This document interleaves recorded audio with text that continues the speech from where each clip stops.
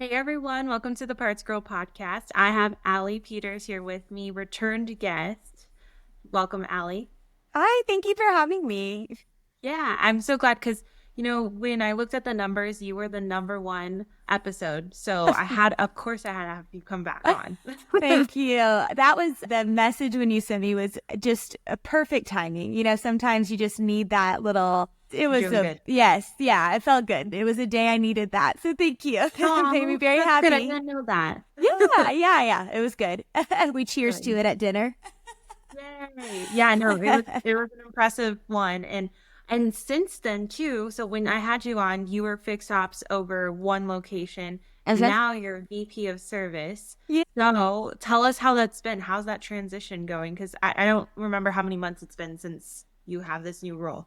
Yeah, so it's been going really, really well. I was officially offered the position on July 3rd and started on July 5th. So it has been about 6 months. It is just, I told my COO this morning that like week 2 of having this new role, I went home and as cheesy and as corny as it sounds, I looked at my husband and I said, I was made for this. Like, this is what I've been working for my whole career. And I just feel so happy and proud and excited for the work that we did to get here. And then now we're just getting started. And I am so optimistic about what this year brings and really years to come. So it's been great. Yeah, no complaints. I'm excited.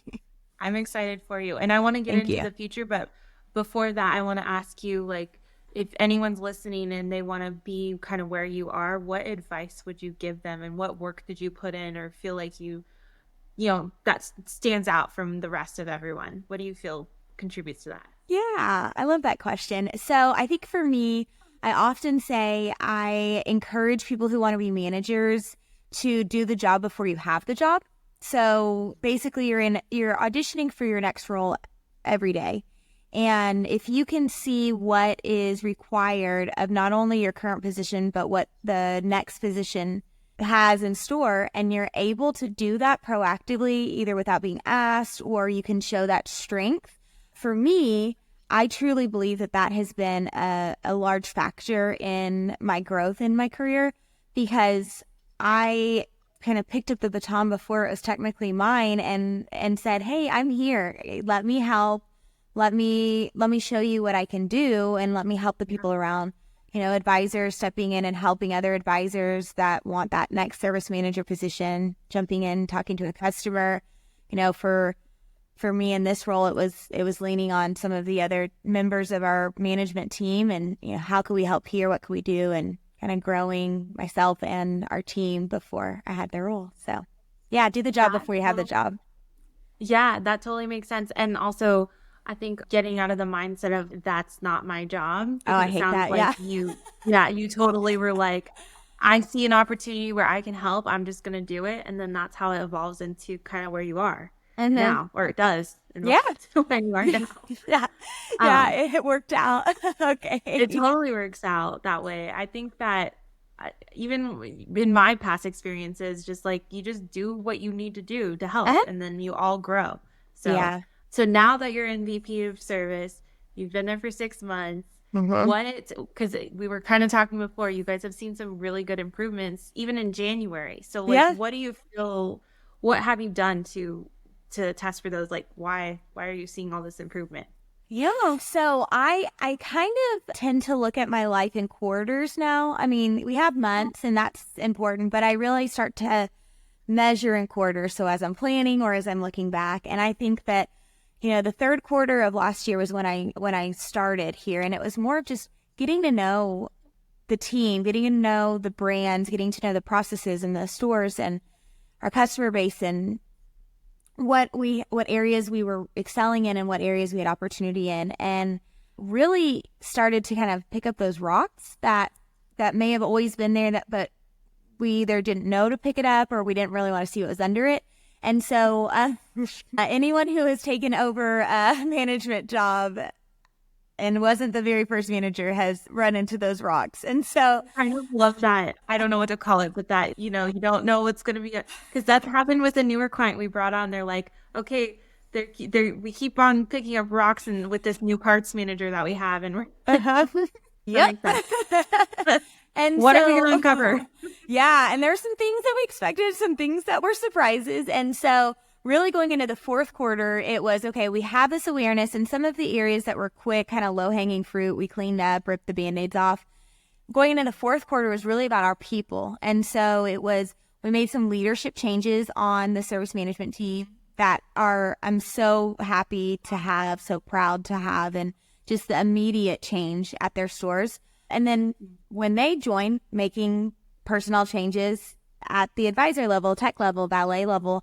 And so really it was just ramping up. And again, cleaning anything that was left over. We just wanted to leave it in 23. If it was going to hurt, if it was ugly, just leave it in 23 so that 24 we have this very flat surface that we can run as far and as long and as fast as we want to.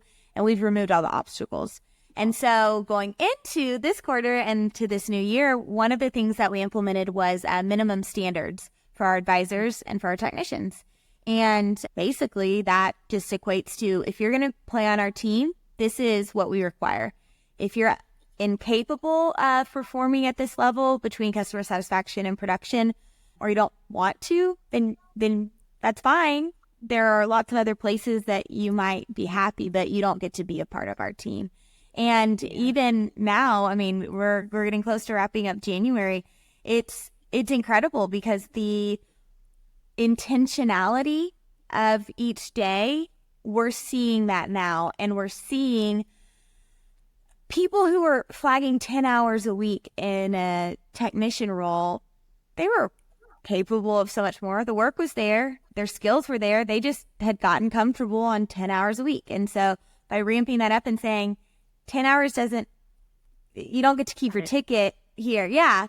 They were like, okay, well, I'll do whatever the number is to stay. And it's not this, these standards that you're going to be these record breaking people. If you hit these minimum standards, it's just, if you want your bay, if you want your desk, if you want your tablet to work on the service drive every day, every week, every month, this is all we need from you. And ideally we'll grow you from that. But yeah, I'm really excited because I think there's so many people who were surprised by themselves.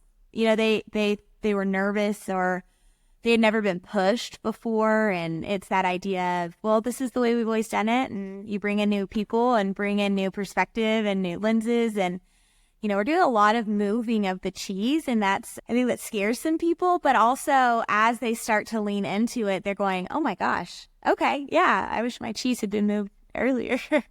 Yeah, I didn't realize the potential. Well, and like the fact that you guys are setting like a minimum, it's not like there's so much more that they could do, but like but I feel like by setting that, you're setting that standard, so then you're not keeping people for too long, because I think that's what happens, right? And if you like you just keep people in there, and you're like, oh, that's just so and so, they only flag 10 hours, just just let them do that. Where you're setting that, and you're like, if you don't meet this, you gotta go.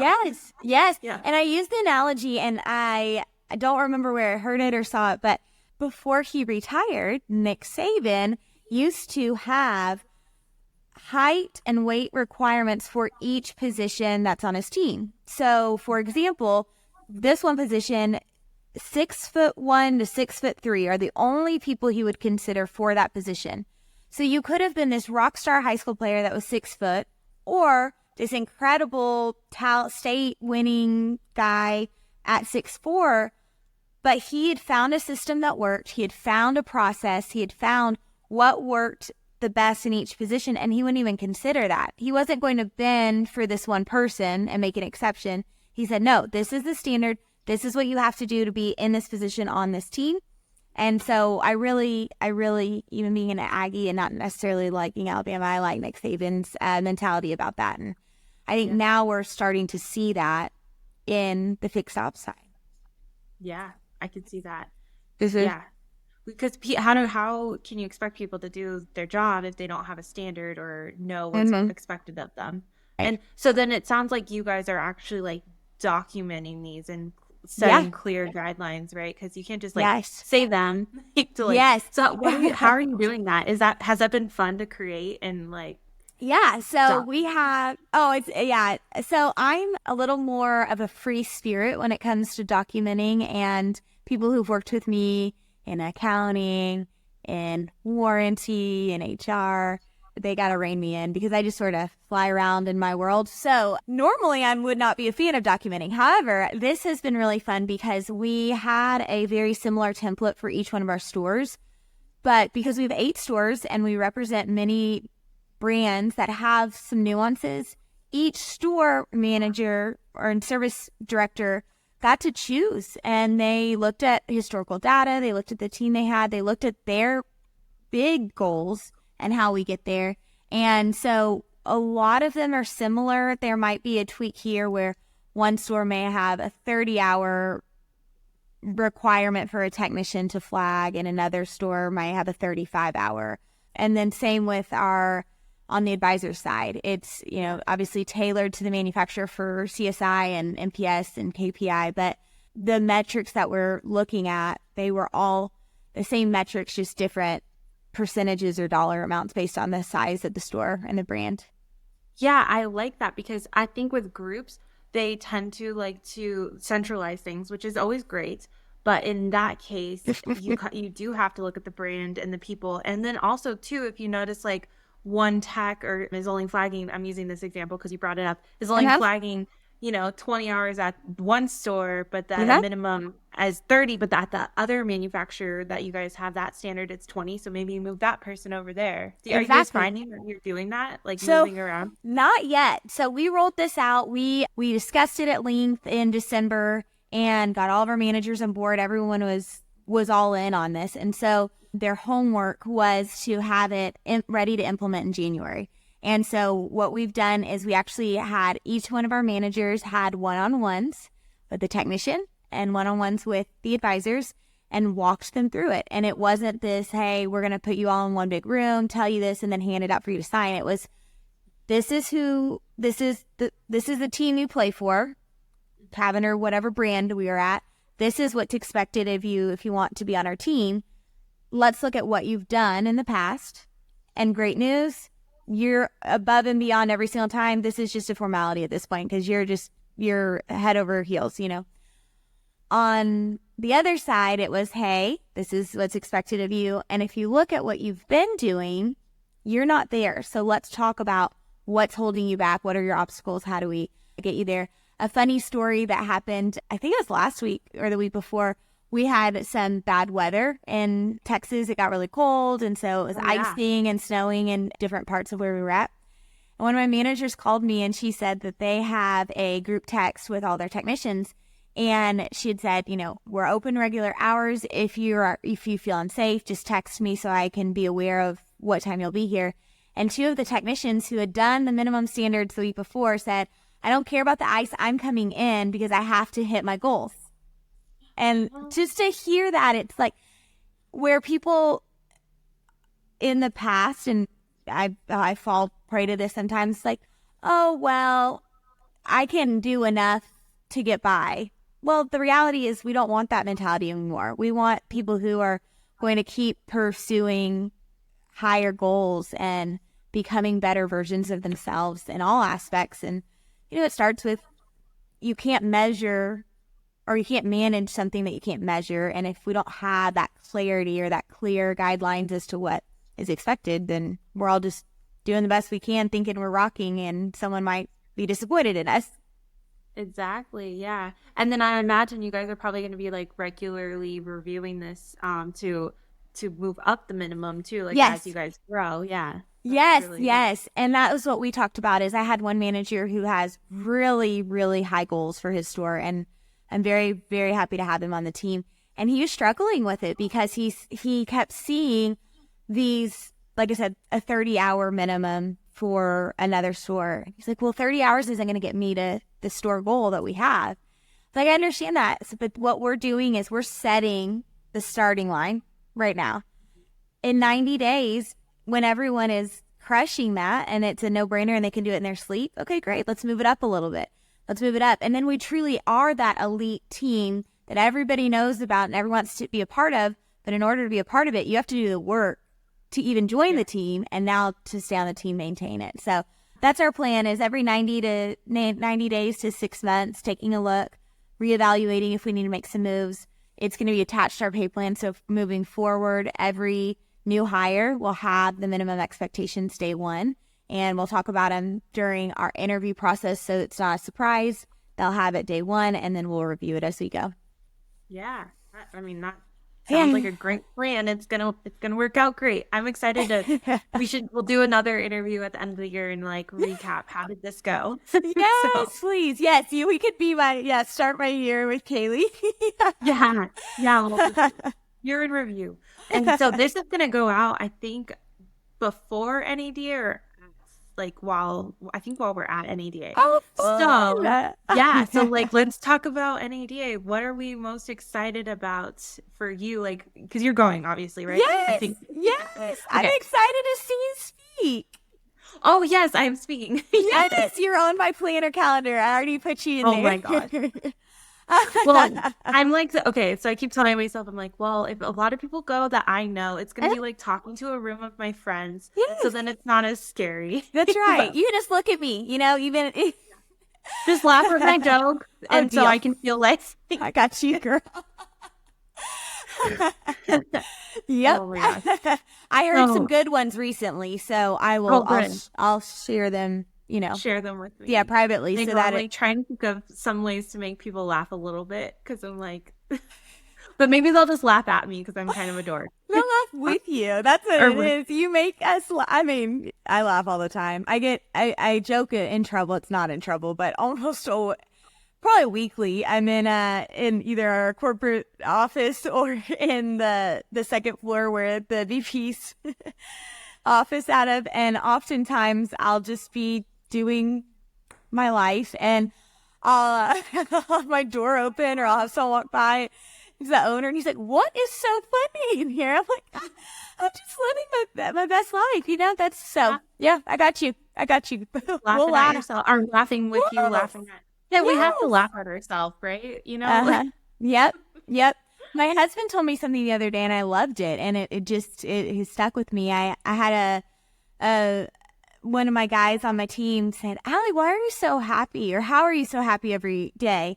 And you kind of joked like, "Oh, do you take medicine for that?" I was like, no, it's just me. And so I told my husband that, laughing about it, surprise. And he said, "No, you just want it more than others." And I paused. He said, yeah, his friend had told him that when they were thinking, "Oh, you're so lucky.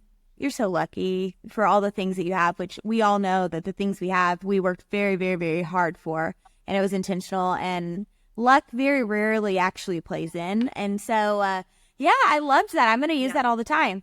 I want it more than other people. Yeah. It's important to me. Yeah. I want to be happy. It's important. I think, well, you know what? It's also, happiness is something that, just like everything else, it's something that you have to like tell yourself, or like talk, like you have to intentionally be happy, or intentionally be positive, or and confident. Like, these are all things that you have to like think about in order to feel. But no, that's so funny, because you are a very like smiley, happy, upbeat type of person. So, and it rubs off on people too. Like, when you're around the people, you like, when I'm around you, I'm like, oh my gosh, I'm so excited. And normally I'm a pretty like calm, mellow person. Yeah. See, yes, I'll be with you right before you speak. I got this. I'll be your hype girl. Oh yes, you'll be like my pep talk. I'll be like go up there with all the energy. Yes, absolutely. Yes. Like, and now coming from the blue corner is Kaylee, ready to go. Oh yeah, it's gonna be fun. We're gonna have a blast. It's gonna be great. Yeah. But no, I think that is such a cool thing. Don't you love when you learn stuff from your significant other? My gosh. They just see us in such a different light. Yes. And I think I'm actually going to let my husband come to the presentation, because I've been back and forth. I'm like, I'm not going to let you, but I think I'm going to let him. Oh my gosh, yes. That'll be so much fun. Yes. Yeah, and I think you and I have talked about this. So my husband and I have been together for just over 13 years now, and he has been with me every step of my career. I mean, I met him the 4th day of working in the car business. And so as a brand new green advisor, and So he's been in my corner and supported me all the way through. And I think that's another thing to your original question is, if someone wanted to kind of work the career path that I've done, you need to have someone in your corner or multiple people in your corner telling you that you're capable of it. Because, I look back to a time, probably my second or third year advising, and I had a manager pull me in, and we might have talked about this, but that he told me that I was a great service advisor and that he thought I would be able to make a great career out of advising, but that he didn't see me as anything more than that.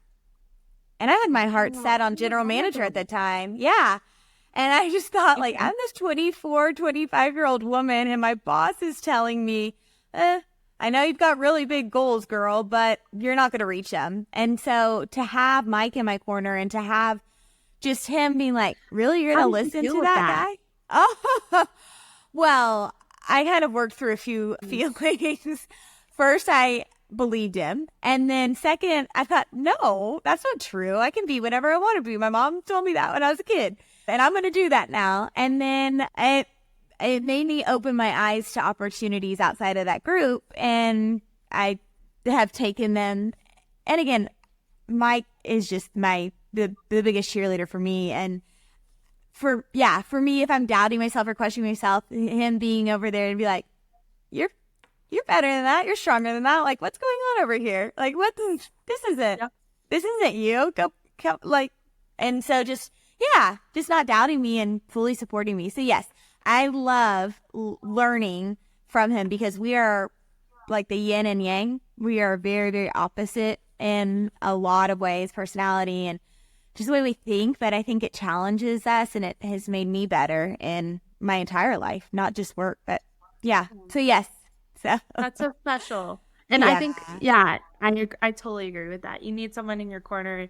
And, it's okay that sometimes, like, when you doubt yourself, because we do a lot, get that motivation from someone. Because once they kind of kick you in the butt, then you take it from there. You're like, yeah, you're right. I can do this. Or that's right. That person was wrong. And I do remember that now because I was like, wait, you didn't tell me this, but now it's strong. My memory is coming back. And I remember that's what opened the opportunity for you to be like, I need better than this. And then you found it. Here we are. Yes. Yeah. It's wild to think back. And like I said, I know it was super corny and super cheesy, but I sincerely feel like I was made for this chapter of my life and this position and this responsibility. And, I don't take it lightly. I feel very honored to have the opportunity to do what I do every day with the team I have and to work for the family that I work for. I am very supported. And so, but I think about that and it's fun to go back and look in the last, 13 years of the things we did to get to where we are and the ones that, made me really want to go explore outside of the industry and then the ones that brought me right back in. And so, yeah, we've had lots of good stuff. What do they call that? Is it the butterfly effect? Oh, yeah. How it is? Like all the different things. And it's really cool to look back too, because then you're like, that's how you keep going too. Like, you always say, like, don't look back, but you do kind of have to review and then you like figure out, okay, what more? Because I've kind of been in that like mode where I'm like, I did really good the last couple years, and growth has been kind of finally like feeling easier, and then I've been challenged a lot lately, and I'm like, okay, I'm not done yet. Yeah. No kidding. I thought we were going to hit this moment in time where every part of our life was just like, yeah, I did all the heavy lifting in my 20s, so let's get to enjoy it now. But you're right. Then we get challenged in areas that we never even knew needed to be challenged. Or it's like when you work out and you didn't even know you had that muscle there, and now it's starting to show. It's like, now, I didn't know I needed to work that one, but here we are. Exactly. But that's a good thing. It's a good thing. I'm not complaining. No, same. I feel the exact same way. And it is. Sometimes it's hard during it. And sometimes it feels overwhelming or intimidating or almost like, what if I just turn? It's not there, right? Like, like if I just ignore it, but like I just looked right here on the side and it says if it doesn't challenge you, it doesn't change you. So here we go. I'm in the right room for today. You are in the right room. And then behind you is be stronger than your excuses. Oh, yeah, that's fine. You're in a good room. I am. Is that like a conference room or what kind of room is that? It is. I'm at our Rockwall store today and tomorrow outside of Dallas. And so this is, it's the big training room. And it says, you got this. Never let your fear decide your fate. Don't wish for it, work for it. Obviously, this one, stronger together and make it happen with dedication and focus on the door. So, wow. Yes. That's a great room. Oh, it's great. Yeah, I was like, I'm going to end up here. I think this is what I need for today. Yeah. Keep motivated. Yeah. Well, so to wrap up the episode, we talked about what you guys are doing this year, which is some great stuff. You've made some rearranging and changing, and it sounds like it's all going to be really good. And then tell me what you're most excited about in life. Gosh. I am most excited about life. Honestly, so this is one, and I'm saying this here, and this is very. If it doesn't challenge you, it doesn't change you. Okay, so this is something that we've been talking about recently: is being consistent in things. So I'm very proud of the work I've done in my career, and obviously we always have opportunities for growth. But I think outside of my career pizza slice, like if you look at life and you look at all of the slices of life that make the whole, I think for me, it's just like overall wellness and health. So the food I eat, the water I drink, moving my body, I'm really good for like 3 weeks at a time. And then I get derailed. We talked about this, I remember. Yes. Yeah. And this came up yesterday, and my husband has been consistent for almost 60 days now with a wellness and health lifestyle that he started middle of last year, and he just continued, and he's so inspiring to me. And I do sometimes take the easy road out. So I am saying this to the Parts Girl podcast world. If you see me, check on me, because I am excited for the opportunity to prove to myself that I can be consistent and sustain a good habit. Yes. Yeah. So I'm with you. Like we get so focused on our careers and our work that we can do really well with that. But when it comes to ourselves and our wellness, we always I don't know why. Why do we do that? I don't know. We talk about like the moment work is done, and not necessarily like walking out the door of work, but like when the work day is done, because I do a lot of computer work at home as sort of part of my routine. Okay. But it's like when I'm done with work, I switch off everything. It's almost like I accomplished what I needed to today, and then if it's dishes or if it's exercise or that ice cream sounds better than that salad, like, so just kind of balance it, I guess. Yes. Yeah. So I don't know that I was excited about it, but now I'm feeling excited now, and I claimed it for 2024. Yeah, you said it. That is, so it's gotta happen. You gotta be consistent. Yes. I think, who was it that I see on LinkedIn a lot? I think it was Erica, and I can't remember how to pronounce her last name, but she's been really good with her Peloton and being consistent. And she's like, and I was like, yeah, I struggle with the same thing. Not even just Peloton, just like any exercise or eating healthy. It's like, because it feels good when we do it. Exactly. Exactly. But she's like, I literally, like, if I only have time to get on my bike 5 minutes, I do it, because it's like I have to be consistent, and that's how she's able to see the improvement. And it's like we do it in our work, right? Why can't we translate it over to life? But I get it. Yeah. You just want to turn it off. Like you literally like want to get done with work and just like kind of veg in a way. Like, and but that's okay. It's okay to veg, but also if you got, like you said, the pizza slices. Yeah. Yes. Well, and that was part of why I decided to sit under this thing, because I'm trying to, get it in there subconscious in the back so that I could think about it more than, I'm tired, I can do it tomorrow. Well, that's not going to happen. I'm not going to do it tomorrow. I might do it tomorrow, but probably not. So then I just push it off. So, like I'm strong and I'm brave and I'm independent and I'm confident. I am really, really, really great at work. Why can't I do this? But I'm going to 2024. Yeah. You heard it here. You are. You are. And we should probably create a group or some sort of conversation around this, because I don't think we're the only ones. Like, I really don't. I think this is a real struggle. Yeah. And right now, especially for me with a 3-month-old, I'm like, I don't have time to barely get work done, and you want me to exercise and figure out what to eat. I don't even Yeah. Did you know that you signed up to have to feed other people for the rest of their life? Oh my gosh. But then I'm like, what do I say? I'm like, just figure it out. It's in the fridge, or I'll just cook mac and cheese. Yeah. I don't have kids, and sometimes I cook mac and cheese because I'm tired. You're tired. Yeah. And even cooking mac and cheese is hard. I have the easy mac cut. You just put the water in the microwave. Yeah. I gotta work on that. We're gonna get there. It's gonna be great. We're gonna get there.